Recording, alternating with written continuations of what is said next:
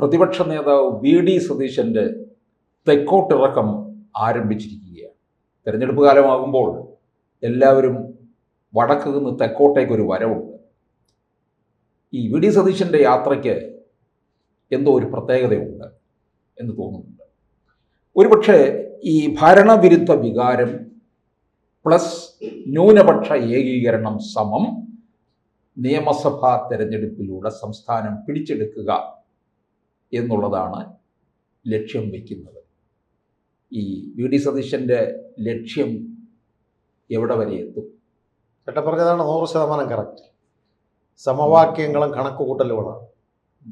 ഇപ്പോൾ കേരളം ഈ സ്വർണ്ണപ്പാളി വിഷയത്തിൽ ഗവൺമെൻറ് വിരുദ്ധ വികാരം ഹിന്ദുക്കളുടെ ഇടയിൽ UDF അനുകൂലമെന്നാണ് അവരുടെ ധാരണ.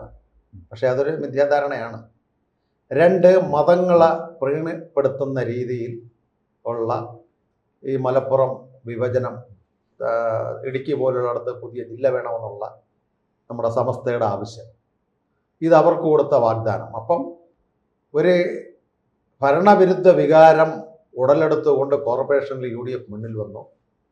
ഇനി മലപ്പുറവും കോഴിക്കോടും കാസർഗോഡും തുടങ്ങിയ മേഖലകളിലുള്ള ന്യൂനപക്ഷങ്ങളും കൂടി ആകുകയാണ് എങ്കിൽ ഒരു 100 സീറ്റ് കടക്കും എന്ന് സതീശനെ പോലുള്ള ഒരു മോഹം ആണ് ഇന്ന് ഈ യാത്രയ്ക്ക് കാരണം.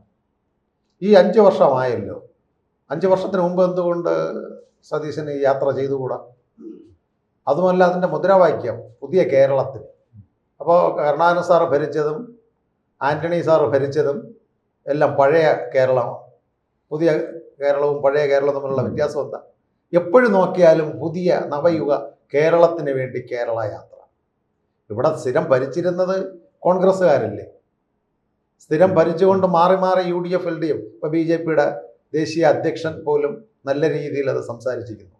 കാലാകാലം കേരളം ഭരിച്ചിരുന്നത് നവീൻ സൂചിപ്പിച്ചിരിക്കുന്നത് LDF UDF. ഇവിടെ ഒരു മൂന്നാമത് ശക്തിയില്ല. പിന്നെ ഒരു പുതിയ കേരളത്തിൻ്റെ ആവശ്യം ഇവിടെ ഇല്ല. അപ്പോൾ ഈ പുതിയ കേരളം എന്ന് പറയുമ്പോൾ ഈ സമസ്തയുടെ നേതാവ് പറഞ്ഞ പുതിയ ജില്ല രൂപീകരിക്കാൻ വേണ്ടിയുള്ള ആ പുതിയ വാക്കായിരിക്കും ഉപയോഗിച്ചിരിക്കുന്നതെന്നാണ് ഒരു സാധാരണ പൊതുപ്രവർത്തനം എന്നുള്ള നിലയിൽ എനിക്ക് തോന്നുന്നത്. അപ്പോൾ അത് തികച്ചും വി.ഡി. സതീശനെ കോൺഗ്രസ് നേതാക്കൾക്കിടയിൽ വെട്ടൽ വരും, അതിനാ സംശയമില്ല. ഇപ്പോൾ പല കണ്ണൂരുള്ള നേതാക്കൾക്ക് വി.ഡി. സതീശൻ്റെ പ്രവൃത്തിയോട് അതൃപ്തിയാണ്. അദ്ദേഹം ഒരു ഏകാധിപത്യ സ്വഭാവവുമായിട്ടുള്ള പ്രവർത്തനത്തിലേക്ക് പോകും.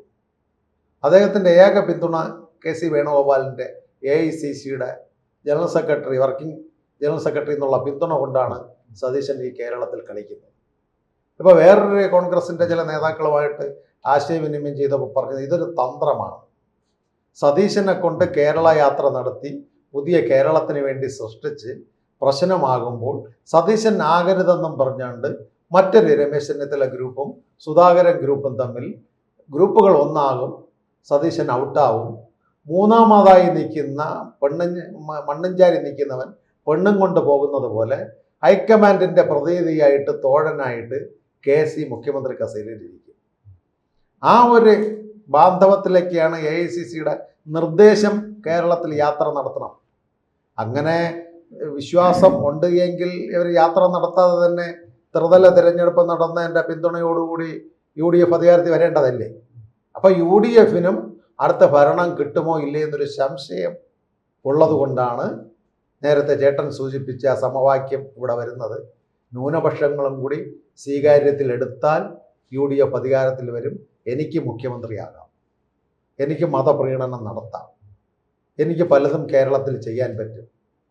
അത് കേരളം പോലുള്ള ഒരു സാംസ്കാരിക കേരളത്തിൽ സതീശൻ്റെ ഈ മോഹങ്ങളെല്ലാം വെറും വ്യാമോഹങ്ങളായി പോകുമെന്നാണ് എനിക്ക് തോന്നുന്നത്.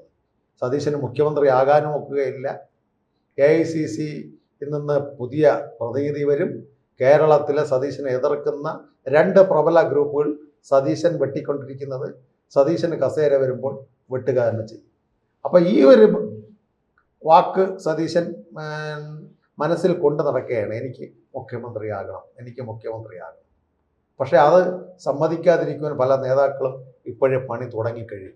ഈ 2016 ഇവർക്ക് നഷ്ടപ്പെട്ട ഈ ന്യൂനപക്ഷ വോട്ടുകളൊക്കെ തന്നെ തിരിച്ച് കൊണ്ടുവരാൻ കഴിയും എന്നുള്ള ഒരു അമിത പ്രതീക്ഷയാണ് ഇപ്പോൾ UDF-ലുള്ളത്. അതെ, അത് എവിടെ വരെ പോകുമെന്നുള്ളതാണ്. ഇല്ല, ന്യൂനപക്ഷം കംപ്ലീറ്റ് UDF-ന് പോകത്തില്ല.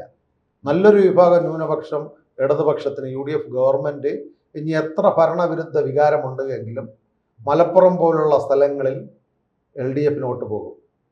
മലപ്പുറത്ത് ചില സ്ഥലങ്ങളിൽ മുസ്ലിം സ്ഥാനാർത്ഥികൾ BJP ജയിച്ചിട്ടുണ്ട്. ആ സ്ഥാനാർത്ഥി ജയിച്ച കണക്ക് നോക്കുകയാണെങ്കിൽ നല്ലവരായിട്ടുള്ള മുസ്ലിം നല്ലൊരു ശതമാനം വോട്ട് NDA-ക്കും പോകും, BJP സഖ്യത്തിനും പോകും. അതുകൊണ്ട് ഇവിടുത്തെ ന്യൂനപക്ഷങ്ങളുടെ കുത്തക അവകാശമൊന്നും മുസ്ലിം സമുദായങ്ങളും ക്രിസ്ത്യൻ സമുദായങ്ങളും VD സതീശന് തീരെഴുതി കൊടുത്തിട്ടൊന്നുമില്ല. എങ്കിൽ എന്തുകൊണ്ടാണ് സുരേഷ് ഗോപി അവിടെ ജയിച്ചത്? മുസ്ലിം ഭൂരിപക്ഷമുള്ള സ്ഥലത്ത് വോട്ടെണ്ണിയപ്പോൾ സുരേഷ് ഗോപിക്കാണ് കൂടുതൽ. അവിടുത്തെ ഇപ്പോൾ ത്രിതല തിരഞ്ഞെടുപ്പ് നടന്നപ്പോൾ അവിടെ മുസ്ലിം BJP-യുടെ താമരകൾ വിജയിച്ചിട്ടുണ്ട്, ഇടതുപക്ഷത്തിന് വിജയിച്ചിട്ടുണ്ട്. മലപ്പുറത്ത് പല പഞ്ചായത്തുകളും 200, 150 വോട്ടുകൾ കിട്ടിയ താമരയ്ക്ക് ഇന്ന് പല പഞ്ചായത്തുകളിലും തിരൂരും താനൂർ മുനിസിപ്പാലിറ്റിയിലും അതുപോലെ തന്നെ കുറ്റിപ്പുറത്തും എല്ലാം ഭാരതീയ ജനതാ പാർട്ടിയുടെ താമര വിജയിച്ചിട്ടുണ്ട്. അതുകൊണ്ട് അതൊക്കെ സതീശൻ്റെ ശുദ്ധമായിട്ടുള്ള കണക്കുകളാണ്. ചേട്ടൻ പറഞ്ഞ സമവാക്യത്തിൽ കൂട്ടിക്കൊണ്ട് സതീശൻ ഇരിക്കുന്നെങ്കിലും ന്യൂനപക്ഷ വോട്ട് മലപ്പുറം ജില്ലയും കോഴിക്കോടും വയനാടും കാസർഗോഡും 3 കക്ഷികൾക്കും ഈക്വലൻ്റ് ആയി കുറച്ച് കൂടുതൽ UDF-ന് കിട്ടില്ല. അങ്ങനെ വരികയാണെങ്കിൽ BJP-ക്ക് ഭയക്കേണ്ട കാര്യമുണ്ട്? ഒരിക്കലും BJP ഭയമില്ലല്ലോ. BJP-യുടെ നിതിൻ നവീൻ ഉറപ്പായിട്ടും അവിടെ കൺവെൻഷനിൽ പ്രവർത്തകരോട് പറഞ്ഞത് നിങ്ങൾ വികസനത്തിന് വേണ്ടി ഗ്രാസ് റൂട്ട് ലെവൽ വർക്കിലേക്ക് ഇറങ്ങുക. അടിസ്ഥാന ബൂത്തിൻ്റെ പ്രവർത്തനമാണ്. അവിടെ ഹിന്ദുവെന്നോ മുസ്ലിമെന്നോ ക്രിസ്ത്യാനിയോ അല്ല. ഈ കരണ്ട് നശിച്ച് ദാരിദ്ര്യത്തിൽ കിടക്കുന്ന കേരളത്തിൽ ഏറ്റവും കൂടുതൽ MLA-മാരുണ്ടാക്കി കേന്ദ്രത്തിൻ്റെ ആനുകൂല്യങ്ങൾ മേടിക്കാൻ ഒരു ഡബിൾ എഞ്ചിൻ സർക്കാർ വരുവാൻ ബൂത്ത് നേതാക്കൾ പ്രവർത്തിക്കണമെന്നാണ് നിവിൻ നദീൻ ഇവിടെ കൺവെൻഷനിൽ പ്രസംഗിച്ചത്. അല്ലാതെ മലപ്പുറം ജില്ല കൊടുക്കാമെന്നോ ക്രിസ്ത്യാനികൾക്ക് കോട്ടയം ജില്ല വീണ്ടും വലുതാക്കാമെന്നോ ഒന്നും അദ്ദേഹം പ്രാദേശിക രാഷ്ട്രീയം, വിഭജന രാഷ്ട്രീയം പറഞ്ഞിട്ടില്ല. ഒരു പൊളിറ്റിക്കൽ ദേശീയ പാർട്ടി എന്ന് പറഞ്ഞാൽ മതവികാരങ്ങൾ പറയുവാൻ പാടില്ല. തികച്ചും ഭാരതത്തിൻ്റെയും കേരളത്തിൻ്റെയും വികസന അജണ്ടയിൽ പോകണം.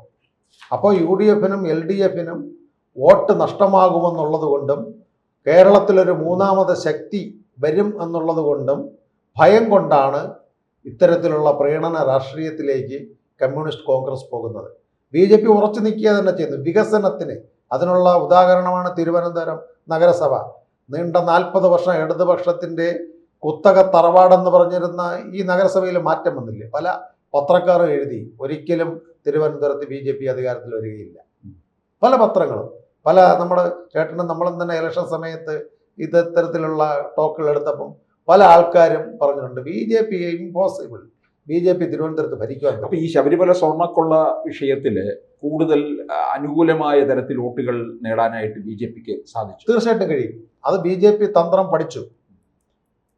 യുവതീ പ്രവേശന സമയത്ത് സമരങ്ങൾ തെരുവിൽ ഒഴുകിയത് BJP-യുടെയും വിശ്വഹിന്ദു പരിഷത്തിൻ്റെയും ഹിന്ദു ഐക്യവേദി, ക്ഷേത്ര സംരക്ഷണ സമിതി, NSS തുടങ്ങിയ SNDP തുടങ്ങിയ പ്രസ്ഥാനങ്ങളുടെ അമ്മമാർ തെരുവിലിറങ്ങിയത് വോട്ട് പോയത് പാർലമെന്റ് തിരഞ്ഞെടുപ്പിൽ UDF-നാണ്.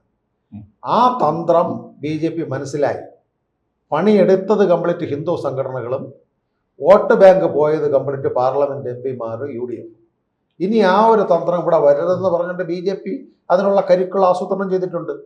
അതുകൊണ്ടാണ് കേരളത്തിലെ BJP-യോ ഇടതുപക്ഷമോ അടുത്ത് അധികാരത്തിൽ വരികയില്ല. ഇവിടെ ഒരു മൂന്നാം ബദൽ ശക്തി വരും.